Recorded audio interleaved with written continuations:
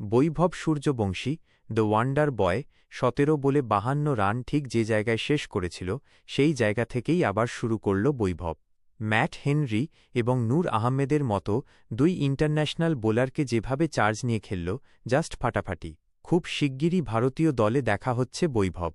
গুয়াহাটির এসিএ স্টেডিয়ামে ৩০শে March IPL ২০২৬-এর নিজেদের প্রথম ম্যাচেই চেন্নাই সুপার কিংসের বিরুদ্ধে ৮ উইকেটের বিশাল জয় তুলে নিয়েছে রাজস্থান রয়্যালস। রাজস্থান রয়্যালস সত্যিই বিধ্বংসী ফর্মে ছিল।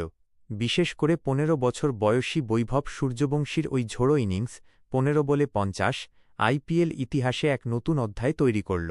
অন্যদিকে ধোনিকে ছাড়া চেন্নাইয়ের ব্যাটিং লাইনআপকে বেশ নড়বড়ে মনে হয়েছে।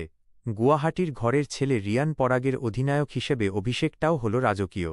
আপনি কি এই বছরের আইপিএলে রাজস্থান বা চেন্নাই কোনো নির্দিষ্ট দলের সমর্থক? তাহলে কমেন্ট করে জান ফলাফল। রাজস্থান রয়্যালস ৮ উইকেটে জয়ী।